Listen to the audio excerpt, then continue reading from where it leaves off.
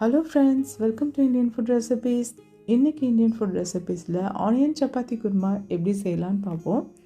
ரொம்பவே டேஸ்டியாக சீக்கிரமாகவும் சிம்பிளாக செஞ்சு முடிக்கக்கூடிய ஒரு குருமா நம்ம இன்றைக்கி பார்க்க போகிறோம்.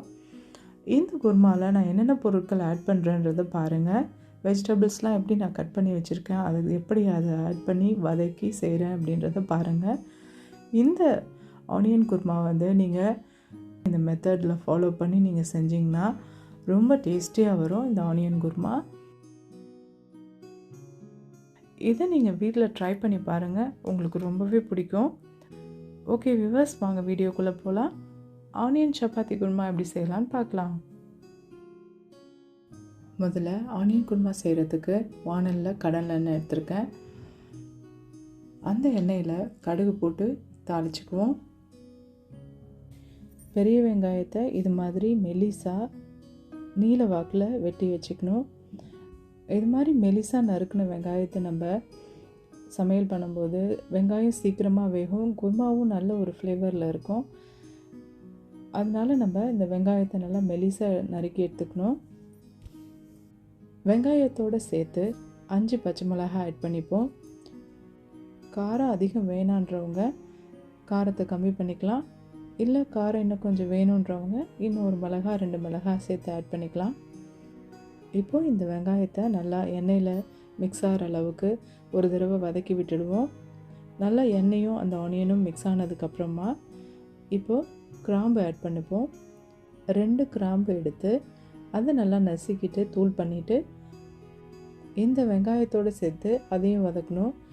கிராம்பு இந்த குருமாவுக்கு நீங்கள் ஆட் பண்ணும்போது ரொம்ப நல்ல ஃப்ளேவரில் இருக்கும். கொஞ்சம் காரத்தையும் எடுத்து கொடுக்கும், டேஸ்ட்டையும் எடுத்து கொடுக்கும். அதனால் நீங்கள் இந்த குருமா செய்யும்போது கண்டிப்பாக கிராம்பு ஆட் பண்ணி செஞ்சு பாருங்கள், ரொம்ப நல்லாயிருக்கும். நீங்கள் பூரி குருமா செய்யும்போதோ, அதாவது உருளைக்கிழங்கு குருமா செய்வீங்க இல்லையா, அந்த சமயத்துலேயும் இந்த வெங்காயம் வதக்கும் போது அதோட 2 கிராம்பையும் நுணுக்கி சேர்த்து வதக்கி பாருங்கள், ஒரு நல்ல ஃப்ளேவரில் இருக்கும் குருமா. அது மட்டும் இல்லாமல் இது நம்ம டைஜஷனுக்கும் ரொம்ப ஹெல்ப்ஃபுல்லாக இருக்கும்.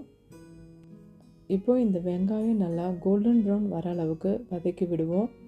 மீடியம் ஃப்ளேமில் வச்சு தான் இதை வதக்கிட்டு இருக்கணும். ஹை ஃப்ளேமில் வைக்காதீங்க, வச்சா வெங்காயம் கருகி போயிடும். அது மட்டும் இல்லாமல் அது ரொம்ப டார்க் ப்ரௌனாக மாறிடும். அதனால் மீடியம் ஃப்ளேமில் வச்சு இதை நல்லா வதக்கி விடுங்க. இப்போ நீங்கள் வீடியோவில் பார்க்கும்போதே தெரியும், இந்த வெங்காயம் கொஞ்சம் கலர் சேஞ்ச் ஆகிருக்கிறது. அதுக்கு பிறகு நம்ம இப்போ தக்காளி ஆட் பண்ணிப்போம். நல்லா பழுத்த தக்காளியாக எடுத்துக்கிட்டிங்கன்னா குருமாவுக்கு நல்ல ஃப்ளேவர் கிடைக்கும். அதனால் நல்லா பழுத்த தக்காளியை ஆட் பண்ணி அதையும் நல்லா வதக்கி விடணும். அதை ஒரு தடவை நல்லா மிக்ஸ் பண்ணி விட்டுட்டு இப்போ நம்ம இந்த வெஜிடபிள்ஸ் ஆட் பண்ண போகிறோம். கேரட், உருளைக்கிழங்கு, பச்சை பட்டாணி. கேரட்டையும் உருளைக்கிழங்கையும் சின்ன சின்ன துண்டுகளாக போட்டு வச்சுக்கணும். இந்த குருமாவுக்கு இந்த 2 வெஜிடபிளும் பச்சை பட்டாணியுமே நல்ல ஃப்ளேவர் கொடுக்கும்.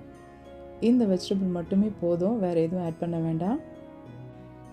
இந்த வெஜிடபிள்ஸை நம்ம ஒரு 5 நிமிஷத்துக்கு வதக்கி விடணும்.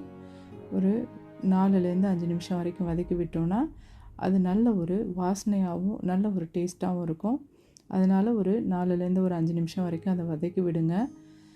அதில் தக்காளி வெந்ததுக்கப்புறமா இப்போ நம்ம அதோட கருவேப்பிலை ஆட் பண்ணிப்போம். இந்த வெஜிடபிள்ஸ் வதக்கும்போது லோ ஃப்ளேமில் வச்சு தான் வதக்கணும். இப்போது வெங்காயம் நல்லா வதங்கியிருக்கு, அதில் உள்ள வெஜிடபிள்ஸ்லாம் நல்லா வதக்கியாச்சு, தக்காளி நல்லா பாயில் ஆயிடுச்சு. இப்போது இந்த சமயத்தில் நம்ம கொஞ்சமாக தண்ணி ஆட் பண்ணிப்போம். வெஜிடபிள்ஸ் எல்லாம் எந்த அளவுக்கு இருக்கோ அதுக்கும் மேலால் தண்ணி ஊற்றினா போதும். ரொம்ப அளவுக்கு அதிகமாக தண்ணி ஊற்றினா தண்ணியாக போயிடும் குருமா. அதனால் வெஜிடபிள்ஸ் எந்த லெவலில் இருக்கோ அதுக்கும் கொஞ்சம் அதிகமாக தண்ணி ஊற்றினா போதும். இப்போ நல்லா இது ஒரு தடவை மிக்ஸ் பண்ணி விட்டுட்டு அந்த குருமாவில் கொஞ்சமாக மஞ்சள் தூள் ஆட் பண்ணிப்போம். ஒரு 1/2 டீஸ்பூன் அளவுக்கு. அதுக்கு தேவையான அளவு உப்பு ஆட் பண்ணிப்போம். இப்போது இதை நல்லா எல்லாத்தையும் ஒன்று சேர்த்து மிக்ஸ் பண்ணி விட்டுட்டு கொஞ்ச நேரம் கொதிக்கிற வரைக்கும் வெயிட் பண்ணுவோம். மீடியம் ஃப்ளேமில் வச்சு கொதிக்க விடணும். கொஞ்சம் கொதிக்க ஆரம்பித்ததுக்கப்புறமா அதை லோ ஃப்ளேமில் வச்சு சிம்மில் போட்டு அந்த காய்கறியெல்லாம் கொஞ்சம் பாயில் பண்ண விடணும். உருளைக்கிழங்கு, கேரட்லாம் கொஞ்சம் வேகிற வரைக்கும் வெயிட் பண்ணுவோம்.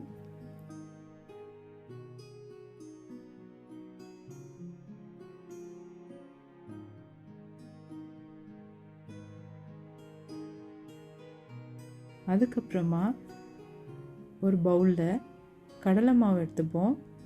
2 டீஸ்பூன் அளவுக்கு கடலை மாவு எடுத்து அதில் கொஞ்சமாக தண்ணி ஆட் பண்ணி கரைச்சி எடுத்துக்கலாம்.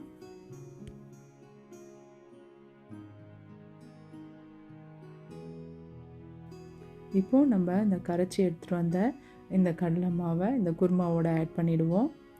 அதோடு சேர்த்து கொத்தமல்லி இலைகளும் ஆட் பண்ணிப்போம்.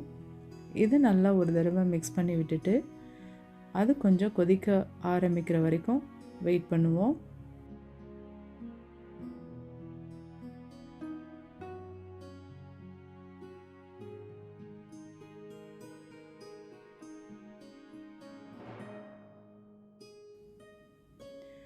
இது கொஞ்சம் கொதிக்க ஆரம்பித்ததுக்கப்புறமா அதை நல்லா மிக்ஸ் பண்ணி விட்டுட்டு ஸ்டவ் ஆஃப் பண்ணிடலாம்.